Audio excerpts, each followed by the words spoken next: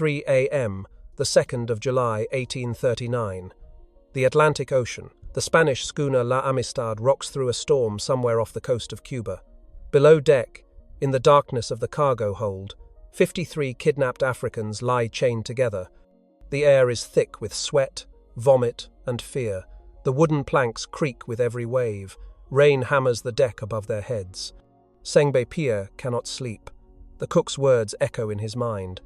Earlier that day, the man had drawn his finger across his throat and pointed at the Africans. The message was clear. They would be killed, butchered, eaten. Sengbe is a rice farmer from Sierra Leone, a husband, a father of 3 children. 6 months ago, he was walking a familiar path near his village when strangers grabbed him. Now he lies in chains, heading toward Cuban sugar plantations where men work until they die. In his hand, hidden from the guards, Sengbe holds a single rusted nail. He has been working on his shackles for hours. His fingers are raw. His wrists bleed where the iron has cut into his skin. But he keeps twisting, keeps pushing, keeps fighting. The lock clicks open. Sengbe is free, but freedom means nothing if his people remain in chains. He moves through the darkness, nail in hand, freeing one man after another, 40 bodies rising in the black hold of a ship that was supposed to deliver them to death. In the cargo, they find sugarcane knives, long blades meant for cutting crops. Tonight, they will cut something else. Above them sleep the captain, the cook, and the crew. Armed men who believe their human cargo is secure. They are wrong. To understand what Sengbe Pieh is about to do, you need to understand what the men who captured him believed about their cargo. 5 months earlier, in February 1839, Portuguese slave hunters raided villages across Sierra Leone. They captured over 500 men, women, and children from the Mende people. Sengbe was among them. He was forced to march for days to the coast, chained to strangers, watching people collapse and die along the path. At the coast, the captives were loaded onto the Tacora, a Portuguese vessel. The conditions were unspeakable. Hundreds of bodies packed into a space designed for cargo. Shackled at the ankles, wrists, and neck, forced to lie in their own waste. Unable to stand, unable to move. The journey across the Atlantic took 2 months. Many did not survive. Here is what the Portuguese and Spanish traders believed about their human cargo. They believed these Africans were animals, property, incapable of complex thought, incapable of planning, incapable of resistance. The chains were merely a precaution. The real restraint was the assumed inferiority of the people they had captured. When the Tacora arrived in Havana, Cuba, the surviving Africans were sold at auction. This sale was illegal. Spain had signed treaties with Britain banning the transatlantic trade. But the law meant nothing in Havana. Spanish authorities simply forged documents claiming the Africans had been born in Cuba. With the stroke of a pen, free people from Sierra Leone became Cuban property. José Ruiz purchased 49 adults. Pedro Montes bought 4 children. They loaded their new property onto the schooner La Amistad for a short journey along the Cuban coast to sugar plantations at Puerto Príncipe. The voyage should have taken 4 days. Ruiz and Montes were confident. Why would they not be? The Africans did not speak Spanish. They did not know these waters. They did not know how to sail. They were chained below deck on a ship surrounded by open ocean. Where could they possibly go? The crew shared this confidence. Captain Ramon Ferrer saw no reason to post heavy guards. The cook, Celestino, felt comfortable enough to taunt the captives with threats of being eaten. The 2 Spanish merchants slept peacefully in their cabins while their property lay chained beneath them. The obstacles facing any resistance were overwhelming. The Africans were outnumbered by armed crew members. They had no weapons. They had no knowledge of navigation. They were thousands of miles from home, surrounded by an ocean they had never seen before their kidnapping. Even if they somehow took the ship, they had no way to sail it back to Africa. They did not know which direction Africa was. No group of captives had ever successfully seized a ship in these waters and won their freedom. The system was designed to make such a thing impossible. The chains, the armed guards, the vast ocean, the foreign language, the complete disorientation. Every element worked together to crush any thought of resistance before it could form. The Spanish traders had moved human cargo for years. They knew how to break people. They knew how to create despair so complete that captives stopped seeing themselves as human. They believed they had done this to the Africans aboard La Amistad.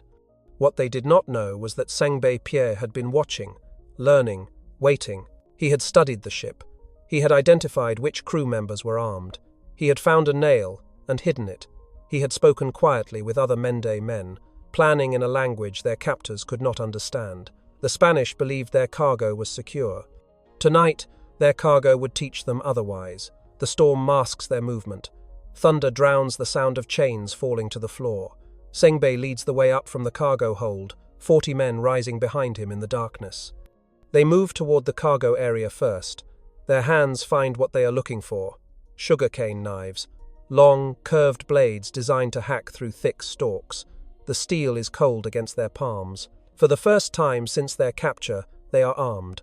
Sengbe signals to 3 men: Fakona, Moru, Kimbo. They climb the ladder to the main deck together. Rain lashes their faces. The ship pitches violently in the waves. They can barely see through the darkness and spray. The cook is sleeping near the galley. Celestino, the man who told them they would be butchered and eaten. He does not wake up. The Africans make sure of that. The noise alerts Captain Ferrer. He emerges from his cabin with a dagger in one hand and a club in the other. He is a large man, experienced, violent. He does not hesitate. The captain swings his club and connects. One African falls. He slashes with his dagger. Another African crumples to the deck, mortally wounded. 2 men down in seconds. The captain is fighting for his life, and he knows how to fight. For a moment, everything hangs in the balance. The Africans have numbers, but the captain has skill and desperation. Rain pours down. The deck is slick with water and blood. One wrong step, one moment of hesitation, and the mutiny dies here. Sengbe does not hesitate. He charges directly at the captain. Others follow. The cane knives rise and fall. Captain Ferrer goes down and does not get up again. 2 sailors see what is happening and make a decision. They throw a small boat over the side and leap into the churning ocean. They would rather face the storm than the men with knives. They disappear into the darkness. The cabin boy hides and is spared. Ruiz and Montes are dragged from their quarters and thrown to the deck. Sengbe stands over them, blade in hand, rain streaming down his face. He could kill them. Every instinct says to kill them. But Sengbe is thinking beyond this moment. None of the Africans know how to navigate. None of them know which direction leads home. These 2 Spaniards are the only men on board who can sail this ship to Sierra Leone. He spares their lives. He points east, toward the rising sun, toward Africa. The message is clear: sail home or die. Ruiz and Montes agree. What choice do they have? During the day they sail east as commanded, but at night, when the Africans cannot track the sun, they turn the ship northwest, toward America, toward salvation for themselves and disaster for their captors. Days pass, then weeks. The water runs low, the food spoils, sickness spreads through the ship. Africans who survived the horrors of the Tecora, who survived the auction block in Havana, who survived the mutiny itself, begin to die, one by one. Dehydration, dysentery, despair. 2 months. For 2 months, the Amistad wanders the Atlantic in a zigzag pattern, the Spaniards deceiving their captors night after night. Sengbe watches his people weaken and die. He watches the horizon and never sees home.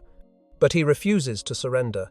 He refuses to let the deaths mean nothing. Every morning he forces himself to stand.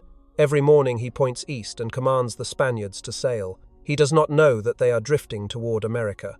He does not know that his fight is just beginning. The 26th of August, 1839, the coast of Long Island, New York. The USS Washington spots a strange vessel drifting near the shore, a black schooner with torn sails and a ragged crew. When American sailors board the Amistad, they find something they have never seen before: Africans in control of a ship, armed, unbroken. Sengbe Pieh stands on the deck as the Americans approach. He has lost nearly 20 of his people during the 2 months at sea. He is exhausted, dehydrated, starving. His body has been pushed beyond what any man should endure. But he does not cower. He does not beg. He stands. The Americans take custody of the ship and everyone aboard. Ruiz and Montes immediately spin their story. These Africans are murderers, they say, pirates, dangerous criminals who killed the captain and cook. They must be returned to Cuba for punishment. The Africans are thrown into prison in New Haven, Connecticut. Sengbe is separated from his people, isolated, chained once again. The walls close in, the darkness returns. He is right back where he started, caged, powerless, waiting for other men to decide if he lives or dies. The United States government wants to send them to Cuba. President Martin Van Buren needs Southern votes for his re-election. Spain demands the return of its property. Every power in the Western world seems aligned against a rice farmer from Sierra Leone. This is the moment where most men would break. The mutiny has failed. The long nightmare at sea has ended not in freedom but in another prison. His people are dying. His family is an ocean away. He will never see his children again. Sengbe Pieh makes a choice. He chooses to fight. Not with cane knives this time, with words, with dignity, with the unshakable conviction that he is a human being and not property. When abolitionists visit the prison, they find a man who refuses to be defeated. His intensity radiates through the bars. He does not speak their language, but his meaning is clear. He is not cargo. He was never cargo. He was born free, and he will die demanding that freedom. Sengbe learns English, word by word, phrase by phrase. He builds the ability to tell his own story. When translators finally arrive who speak Mende, he recounts everything. The kidnapping, the horrors of the Takora, the forged documents, the mutiny, the deception at sea. His testimony is devastating, clear, unshakable. A man describing crimes committed against him and his people with the calm precision of someone who knows the truth, needs no embellishment. Between court appearances, Sengbe travels with abolitionist leaders. He speaks to crowds who have never seen an African, never heard an African speak.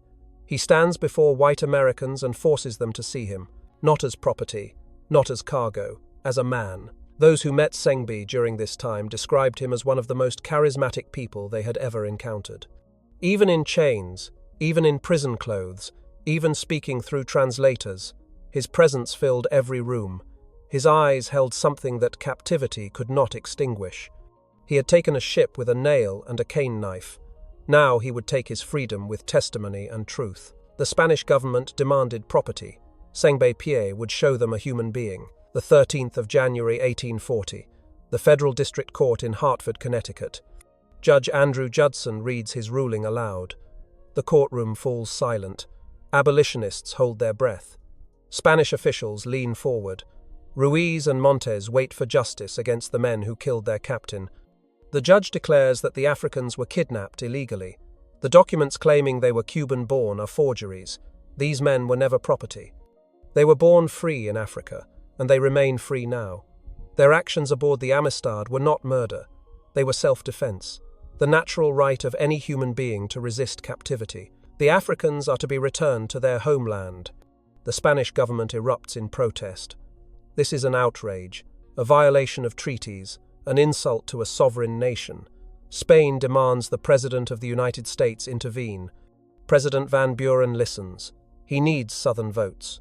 He cannot afford to be seen siding with African mutineers against a European power. He orders his administration to appeal the ruling. The case moves to the circuit court. The Africans wait in prison while lawyers argue about whether they are people or property. Months pass. More of them die in captivity. But the survivors refuse to abandon hope. The circuit court upholds the original decision. The Africans are free people. Van Buren appeals again, this time to the highest court in the land. The Supreme Court of the United States will decide the fate of Sengbe Pieh and the surviving Africans. The abolitionists need someone who can stand before the Supreme Court and make the case for freedom, someone with the stature to challenge a sitting president, someone who cannot be ignored. They find John Quincy Adams. The former President of the United States is 73 years old. He has not argued before the Supreme Court in decades. His health is failing. His hands shake. But when he hears about the Africans rotting in a Connecticut prison, he agrees to take the case. The 24th of February 1841. Adams rises to address the Supreme Court. He speaks for 4.5 hours. He does not simply argue law, he argues morality. He argues humanity. He points to the copy of the Declaration of Independence hanging in the chamber. These men, he declares, are entitled to all the rights and freedoms embodied in the law of nature and nature's God, the same rights upon which America itself was founded. A justice dies unexpectedly. The court recesses. When it reconvenes, Adams speaks for another 4 hours, 8.5 hours total. A 73-year-old man fighting with every breath for people he has never met, from a land he has never seen. The 9th of March 1841. The Supreme Court delivers its verdict. 7-1. The Africans were illegally kidnapped. They were never property under Spanish law or any law. They had the natural right to fight for their freedom. They are to be released immediately. Sengbe Pieh receives the news in his cell. For nearly 2 years he has fought, with a nail, with a cane knife, with his testimony, with his dignity. He has faced the Spanish Empire, the President of the United States, and the highest court in America. He has won. The same legal system that protected the institution of human bondage in America has declared him a free man. The same country that would fight a civil war over this question 20 years later has looked at Sengbe Pieh and seen not property, but a human being with rights that no chain can erase. The Supreme Court ruling landed like a thunderbolt across 2 continents. In Spain, officials could not comprehend what had happened. Their property had been taken, their captain had been killed, their legal claims had been supported by the President of the United States himself. And still, somehow, they had lost. A group of kidnapped Africans had defeated the Spanish Empire in an American courtroom. Spain demanded compensation. For years afterward, Spanish diplomats pressed the American government for payment. They insisted the Africans were property and that America had stolen that property. The demands continued until 1860, when Abraham Lincoln took office and Spain finally understood that no payment would ever come. President Van Buren had gambled and lost. He had sided with Spain against the Africans, calculating that Southern votes mattered more than justice. The Supreme Court had humiliated him. The man who tried to ship innocent people to their deaths in Cuba would lose his re-election bid later that year. History would remember him as the president who stood against freedom and lost. The men who had called the Africans cargo now had to acknowledge them as human beings. The legal system of the United States, built by men who owned human beings, had looked at Sengbe Pieh and declared him free. Not because of mercy, not because of charity, because the evidence proved he had never been property in the first place. Justice Joseph Story wrote the majority opinion. He stated plainly that the Africans had been kidnapped in violation of international law. The documents claiming they were Cuban-born were fraudulent. Every transaction involving them was illegal from the beginning. They had exercised the natural right of all human beings to resist unlawful captivity. John Quincy Adams received letters from across the nation praising his arguments. At 73 years old, half blind and trembling, he had delivered the performance of his lifetime. He had pointed to the Declaration of Independence and forced the highest court in America to live up to its promises. He called it one of the greatest honors of his long career. The abolitionist movement seized on the victory. Here was proof that the legal system could work for freedom as well as against it. Here was evidence that kidnapped Africans, given a fair hearing, could defeat the combined forces of a foreign empire and a hostile administration. The Amistad case became a rallying cry. If these Africans could win their freedom in court, then the entire institution of human bondage could be challenged. Newspapers across the North celebrated the ruling. Sengbe Pieh, once described as a pirate and murderer, was now portrayed as a freedom fighter. His image appeared in publications throughout New England. His story was told in churches, in meeting halls, in private homes. A rice farmer from Sierra Leone had become a symbol of resistance. But the recognition that mattered most came from ordinary Americans who had watched the case unfold. People who had never questioned the system before now found themselves wondering, if these Africans were human beings with natural rights, what about the millions still in bondage across the South? If Sengbe Pieh deserved freedom, who else deserved it? The Supreme Court had answered a narrow legal question, but the implications echoed far beyond the courtroom. The same historian who documented American history called the Amistad case the most important legal ruling on human bondage before the Dred Scott decision 16 years later. Sengbe Pieh did not simply win his freedom. He forced America to look in the mirror. The 25th of November 1841, the ship Gentleman set sail from New York Harbor. On board are 35 Africans. They are all that remain of the 53 who seized the Amistad 2 years earlier. The others died in prison, at sea, or from diseases contracted during their long captivity. But these 35 are going home. The journey takes several weeks. When the coast of Sierra Leone appears on the horizon, Sengbe Pieh stands at the rail and watches his homeland emerge from the mist. He left as a captive in chains. He returns as a free man who defeated an empire. The Africans established a mission at Cormendi in Sierra Leone, with the help of the American abolitionists who had funded their return. Some stayed and helped build the community. Others, including Sengbe, returned to their villages in the interior to search for their families. What Sengbe found when he reached his home is unclear. Some accounts say his wife and children had been killed or captured during the wars that ravaged the region. Others say he searched for years and never found them. The man who fought so hard to return may have come back to nothing but memories. But Sengbe Pieh did not disappear into grief. He remained in Sierra Leone, working with the mission, helping other Africans who had been displaced by the trade in human beings. He lived until approximately 1879, 4 decades after his kidnapping. He died a free man in the land where he was born. One of the children from the Amistad, a girl named Margaret, eventually traveled to America and enrolled at Oberlin College in Ohio. She became one of the first African women to receive an American education. She returned to Sierra Leone as a missionary named Sarah Margaret Kinson, dedicating her life to education and faith. The Amistad case transformed the abolitionist movement. Before the Supreme Court ruling, many Americans believed that Africans could not advocate for themselves, could not understand complex legal systems, could not win against powerful institutions. Sengbe Pieh proved them wrong. His victory became evidence that freedom could be won through law as well as through resistance.